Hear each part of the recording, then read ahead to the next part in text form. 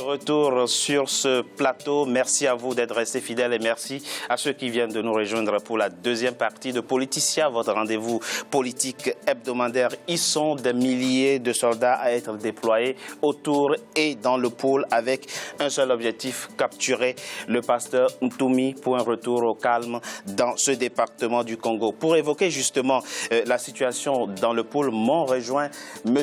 Fortuné Amfa, vous êtes un ancien syndicaliste. Inès Bomiango, vous êtes juriste. Et Roland Nitou, vous êtes le président de l'amicale Les Indignés du D142. Merci à vous trois d'avoir accepté mon invitation.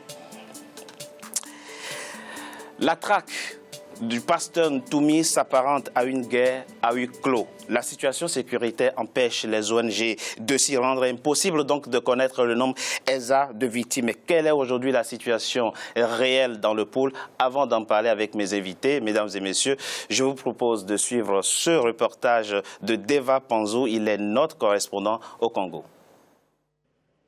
Il n'y a plus une semaine qui passe sans que l'on ne parle du pasteur Ntoumi.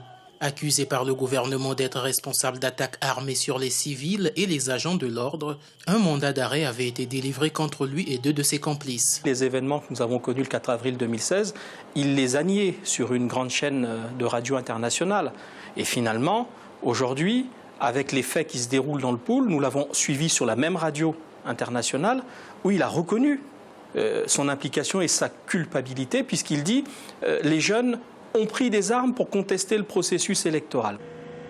Le mois de septembre a été qualifié de septembre noir par le Premier ministre Clément Mwamba, car les attaques se sont multipliées, causant la mort de plusieurs Congolais. De l'attaque de l'ambulance de Kinkala sur la route nationale numéro 1 le 28 septembre 2016 à celle du train de marchandises le 30 septembre 2016, plus de 20 morts civils et militaires ont été identifiés. Pour l'opposition, la crise dans le pôle est une suite logique de la crise post-référendum. Depuis octobre 2015, le Congo vit une crise politique rampante qui aujourd'hui est devenue une crise sécuritaire, qui aujourd'hui est devenue une crise économique, une crise financière, une crise sociale. C'est donc une crise multidimensionnelle et le pôle prend un accent particulier parce qu'il y a maintenant des morts. Nous entendons que le gouvernement s'explique l'art du Sud, dans les détails, nous fasse comprendre comment Ntoumi peut-il encore exister comme tel. C'est la responsabilité du gouvernement de l'expliquer aux Congolais. Parce qu'il n'y a pas si longtemps, on a fait comprendre que tous ces gens n'existaient plus. 6 mois se sont écoulés depuis que la traque de Frédéric Binsamou a été lancée dans le département du pôle. Celle-ci s'avère encore infructueuse, mais fatale pour les populations et principalement les enfants qui n'ont pas repris le chemin de l'école. Le dialogue est pour l'opposition la piste de sortie de cette crise. Mais le gouvernement pense que l'opposition veut profiter de la situation actuelle afin d'obtenir gain de cause. Est-ce que c'est simplement un problème militaire, là, au pôle? Il y aurait-il là-dedans un problème politique? Alors si c'est un problème politique, il est bon que l'on trouve des solutions politiques. Il faut que tous les Congolais qui sont intéressés par la situation du pôle, par la situation du Congo de façon générale, puissent s'asseoir et en premier les hommes politiques. C'est là que naissent les problèmes. Vouloir faire de la politique politicienne là où il y a une population qui est désemparée et qui a été victime d'exactions, je pense que cela sera porté au débit de cette opposition qui manifestement n'est pas responsable et veut profiter d'un événement malheureux qui touche la nation entière pour faire avancer des revendications politiciennes. La traque de Frédéric Binsamou et ses Ninjansi Loulou, qui ne sont pas hors des frontières de la République du Congo, se poursuit. Le conflit armé dans le département du Pôle est asymétrique, selon le porte-parole du gouvernement, car il ne s'agit pas d'affrontement de 2 forces sur un front de guerre. En attendant, la population réclame l'assistance sociale publique. Monsieur Nitou, que vous inspire la situation que vit le pôle en ce moment? Les attaques qui se multiplient, les tueries. Que vous inspire cette situation? Déjà, je suis de tout cœur avec les parents des victimes, tous ceux qui sont en train de subir un peu ces massacres dans la région du Pôle. J'ai suivi le premier débat, mais vous savez, le Congo-Brazzaville a une histoire. On ne peut pas parler actuellement rien que de la situation du Pôle sans pourtant ressasser un peu l'histoire. L'histoire, c'est le récit des événements passés. Ce qui se passe au Pôle, ce n'est pas la première fois. C'est la deuxième fois, mais je vais encore remonter le temps. Parce que les bombardements, ce qui se passe dans la région du Pôle, cela s'est déjà passé dans la ville d'Ikongono. C'est au nord du pays. Il y avait eu les bombardements et la population d'Ikongono s'est retrouvée aussi dans les forêts. c'était entre 1987 et 1988. Quelles sont les causes, selon vous? Mais les causes, parce qu'à cette époque-là, ben, on va... Qui est responsable? Qui est responsable. Mais il faut d'abord aussi revoir les choses. Pourquoi cela s'est arrivé? C'est par rapport au référendum. L'histoire est partie de là. Donc l'histoire est partie du référendum parce qu'au référendum, il y avait eu des morts. Le peuple s'est opposé pour ne pas qu'il puisse avoir le référendum. Pourquoi le référendum? C'était pour pouvoir modifier, car en fait, l'idée d'abord avait une modification de constitution. Alors, faites-nous très rapidement le lien entre le référendum et la situation que vit aujourd'hui le pôle, s'il vous plaît. La situation que vit actuellement le pôle, oui, s'il vous plaît, c'est qu'on a voulu, bon, d'abord, le référendum, il y a eu des morts. Pendant les élections présidentielles, on sait bien dans quelles conditions cela s'est passé. Les gens se sont opposés aussi. Les résultats ont été proclamés à 3 h du matin. Internet coupé pendant 5 jours. Les gens se sont opposés. Et au bon matin de quelques jours, on a dit, voilà, il y a eu les éléments de Ntoumi qui sont rentrés dans Brazzaville. Il fallait maintenant... Ça, c'est après la présidentielle. C'est après la présidentielle. Le 4 avril précisément. Exactement. Donc, c'était les éléments de Brazzaville, de Ntoumi, pardon, qu'on avait dit qui étaient rentrés dans la ville de Brazzaville. Donc, il fallait trouver des moyens pour maîtriser les éléments de Ntoumi. Mais le problème, quand on regarde bien dans le fond, moi, je dis personnellement, le problème, c'est pas Ntoumi. Le problème, c'est pas Ntoumi. Parce que, pour moi, c'est pour masquer autre chose. C'est pour masquer quoi? Dites-nous. Mais c'est pour masquer. À la télé, et on ne masque plus à la télé. Dites-nous. Voilà. C'est pour masquer, car en fait, pour masquer la vérité. La vérité, c'est quoi exactement? Les élections présidentielles, il n'en a pas gagné les élections présidentielles. C'est par la force qui se maintient au pouvoir. Parce que dans un pays comme le Congo-Brazzaville, mais on parle maintenant de la situation du pôle, mais il faut rappeler quand même qu'il y a eu tant de crimes dans ce pays. Oui. Un cardinal...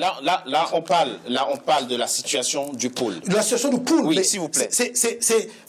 C'est tout ce qui s'est passé depuis fort longtemps. Et voilà, nous sommes arrivés à cette situation-là. La situation du pôle, pour moi, tout simplement... Le Ntoumi est tenu pour responsable des actions qui sont commises dans le pôle. Mais s'il est tenu pour responsable, M. Sassou Nguesso, il est aussi responsable. D'accord. Vous pensez que armée et groupe armé, M. Boumiango, alors que répondez-vous à ce que vient de dire M. Nitou? Il pense que c'est le gouvernement congolais qui est exclusivement responsable de la situation qui prévaut en ce moment dans le pôle? Alors, M. Richard, vous savez que mon compatriote ici présent, M. Nitou Roland, si je ne me trompe pas, a tort. Parce que le problème dans le pôle, c'est pas l'élection du président de la République. Oui.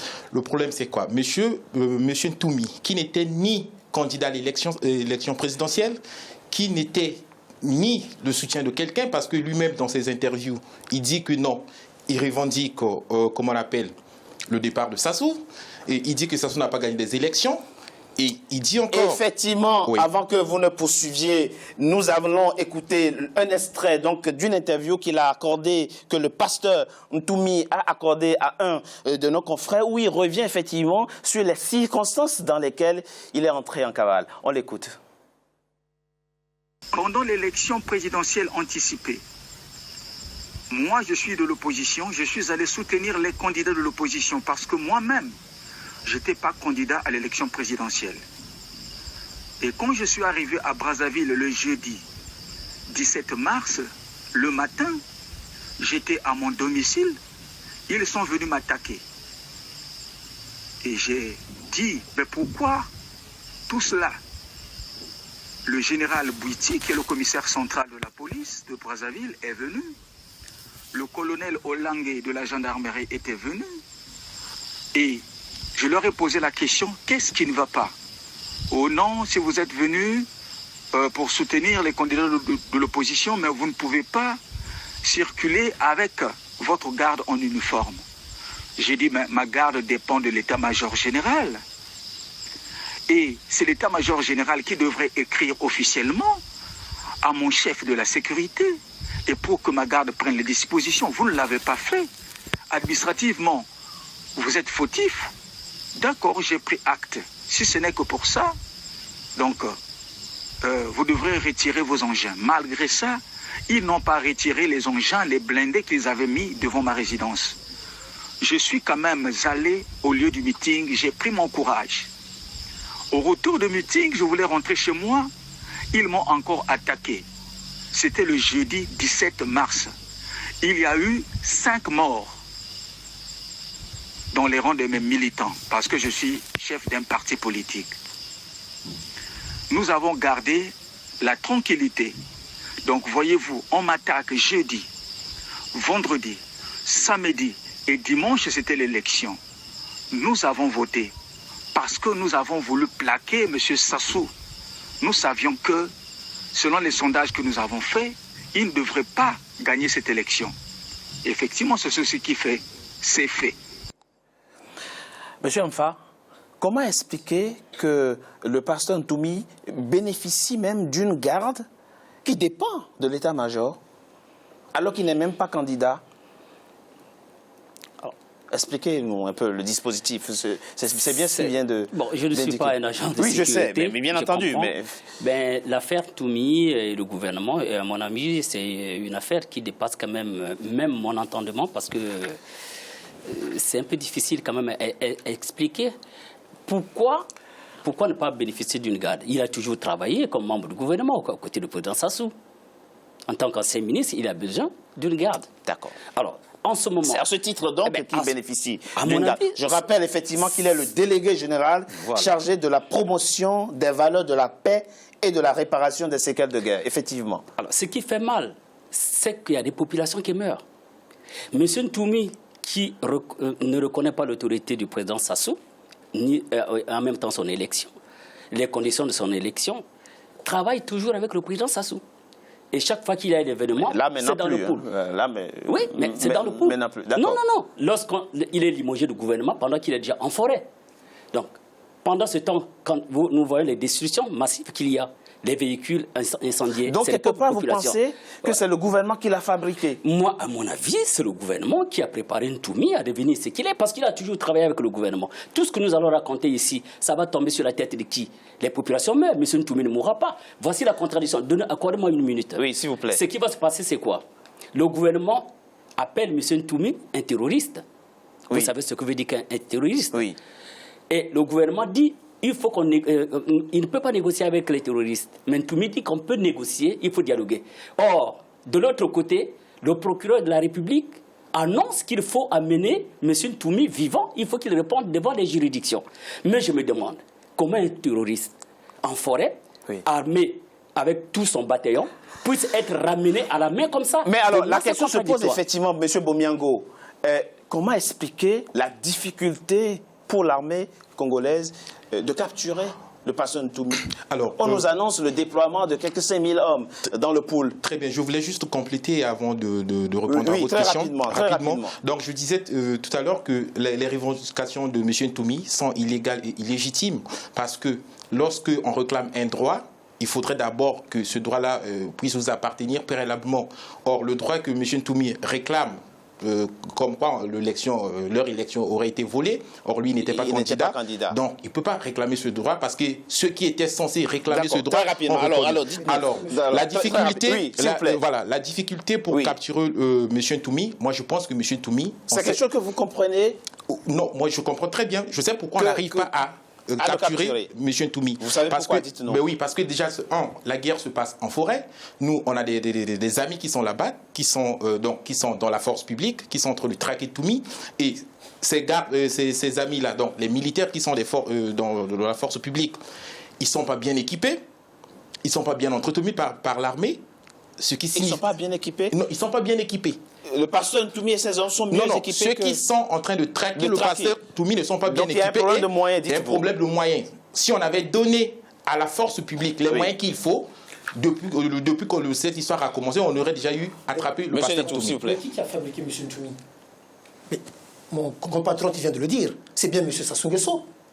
Alors, qui a fait de M. Ntoumi ministre? C'est bien M. Sassou Nguesso. Mais aujourd'hui, alors moi je suis honnêtement outré quand j'entends qu'il est traqué, qu'il est pourchassé, qu'on a mis des éléments. Il vient de le dire, qu'il a des amis qui sont là-bas dans les forêts pour traquer M. Ntoumi. D'abord, vos amis à vous qui font partie de la force publique. Mais est-ce que nous voyons bien les images de ce qui se passe dans le pool? Ceux qui sont tués, les populations civiles, là, sincèrement, de la manière où ils sont traqués, ils sont tués.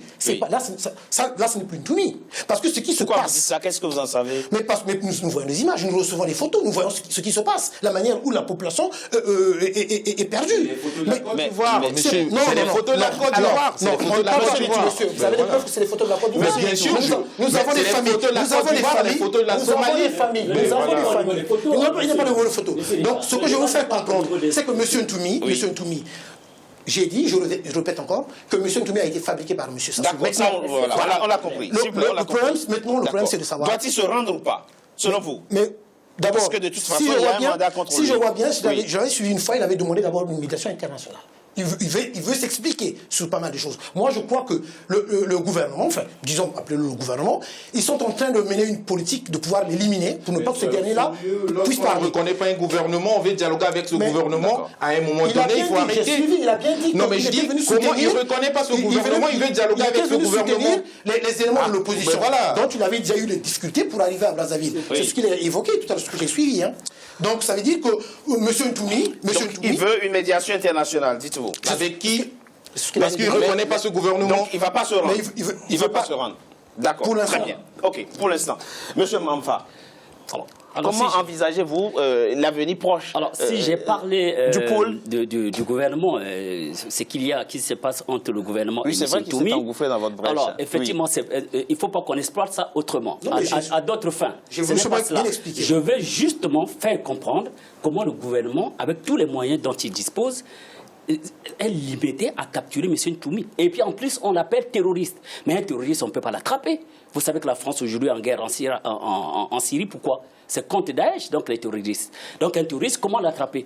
À mon avis, il y a un problème. Ce sont les populations. Moi, j'insiste, les populations meurent. Donc c'est un problème. Comment l'arrêter justement? C'est ça la question aujourd'hui. Mais un terroriste, à l'arrêter, comment ils sont en guerre? Imaginez-vous, le jeune arrive, face à face avec M. Ntoumi, il est armé, le jeune est armé, c'est le premier qui va tirer. Alors, quand je suis l'appel du procureur de la République et les contradictions qui se mènent au niveau du gouvernement, que va-t-il se passer si on tire sur M. Ntoumi? Donc la personne peut avoir des problèmes parce qu'on veut l'amener vivant. Monsieur Momiengo, les ex-combattants, les ninjas qui combattent aujourd'hui aux côtés du pasteur Ntoumi, qui les a armés? Mais celui qui les a armés, d'où est-ce qu'il tire les armes? Mais c'est Ntoumi. Ntoumi a pris tout l'argent qu'on avait mis à sa disposition pour essayer de réparer, que vous avez dit. Oui. Donc l'argent qui était destiné à sa mission, il a acheté des armes. Il a détourné l'argent, il a acheté des armes. Et avant ça, Ntoumi n'a pas donné toutes les armes qu'il disposait à l'époque. Il avait caché des armes. Ça lui-même, il a reconnu. Il a reconnu parce qu'il a dit dans un entretien accordé à Ellie Smith. Oui. L'entretien se trouve sur les réseaux sociaux. Oui. Ntoumi lui-même l'a dit. Il dit ces ex-combattants-là avaient encore des armes, d'autres avaient des calibres 12, donc ils ont repris ces armes-là, et avec les armes que Ntoumi avait achetées avec l'argent qui était destiné pour réparer les séquelles de guerre et promouvoir la paix, et il a acheté des armes. Nous savons comment, je suis par là, nous savons comment se procurer une Kalachnikov en Afrique, c'est très facile. Déjà si en France on arrive, très rapidement. Je ne suis pas d'accord avec ce que mon frère vient de dire. Monsieur Ntoumi, est-ce qu'il est responsable, ne serait-ce qu'en partie des actions commises aujourd'hui? Responsable à 100%. Et Sassou Nguesso n'a jamais été responsable. S'il vous plaît, moi, je dis la question. Je reviens sur ses propos, ce qu'il vient de dire tout simplement. C'est la force publique aussi. Oui, mon compatriote vient de dire que c'est avec l'argent, quand il était ministre, avec cet argent qu'il a acheté des armes, qu'il s'est armé. Non, mais moi je reviens en arrière. Mais au départ, qui lui avait d'abord donné les armes? D'où je le dis que M. Sassou était bien avec M. Ntoumi. C'est lui qui avait d'abord donné les armes pour qu'il arrive là. Mais non, M. Nitou, les armes, c'est pas là, on est ministre qui a eu les armes. C'est pas en étant ministre qu'il a eu les armes. Messieurs, merci. Je vais continuer sur un point très important. Non, je vais finir par là. On parle. 2 secondes, très rapidement. Oui, d'accord. On parle de la situation de Poul, il y a des morts. Oui. Il y a la situation du Poul, il y a des morts. Oui. Mais le problème, c'est qu'aujourd'hui, moi, je vais revenir sur un point très important aussi. Ntoumi a commencé sa rébellion avec les armes laissées aux ex-combattants par le feu Bernard Kolela. Je vais te le dire, c'est une vérité. Les disparus du but, je veux parler des merci à vous. Ça, c'est important de le rappeler. Seul pays au monde, le Congo d'avoir les armes qui étaient avec les ex-médias laissés par le feu Bernard Kolela, il est rentré en Broussard. Seul pays au monde, le Congo Brazzaville, où on avait mis les gens dans les containers, on avait jeté dans le fleuve. Mais ça n'a rien à voir avec la situation du pool, monsieur. Il faut le rappeler. Ça n'a rien à voir avec la situation du pool. Ça n'a rien à voir avec la situation du pool. C'est important de le rappeler. Ça n'a rien à voir avec ça. Ça fait partie de l'histoire qu'on ne peut pas cautionner, mais ça n'a rien à voir avec la situation du pool. Au moins, on reconnaît que dans notre cher beau pays, il y a été eu des crimes. Très rapidement, en quelques secondes, dites-nous comment vous voyez maintenant la situation, enfin l'avenir du pool dans un futur proche. C'est pas l'avenir du pool seulement, c'est l'avenir du Congo. Oui, et le ministre l'a dit effectivement, le ministre Mongala l'a dit effectivement dans l'élément qui vient de passer, c'est tout le Congo qui est touché par la situation. Alors, moi, à la place de M. Ntoumi, parce que j'ai une petite espérance pour avoir géré comme le syndicat, j'acceptais moi-même mourir devant. Voilà. Donc, ça dit qu'à la place de M. Ntoumi, je lui proposerais, puisqu'il n'a rien fait, donc qu'il vienne, qu'il sorte. Pour moi, je recommande la reddition. C'est-à-dire qu'il peut sortir, il abandonne. Vous avez dit, bon, moi je n'ai rien fait, dites-moi, qu'est-ce que vous voulez faire. Merci à vous, messieurs. Effectivement, nous allons marquer une courte pause. On se revoit pour la troisième partie où, effectivement, nous allons envisager ensemble avec d'autres invités les pistes possibles pour sortir la situation, pour sauver la situation dans le pôle, pour éviter le pire aux populations du pôle. Fortuné Amfa, ancien syndicaliste, Inès Bomiango, juriste, Roland Nito, vous êtes vous effectivement le président de l'amicale Les Indignés du 242. On a compris de quoi vous êtes indigné. Merci à vous trois d'avoir accepté mon invitation. Mesdames et messieurs, nous marquons une courte pause. On se retrouve dans un instant pour la troisième et dernière partie de notre émission. À tout de suite. Merci.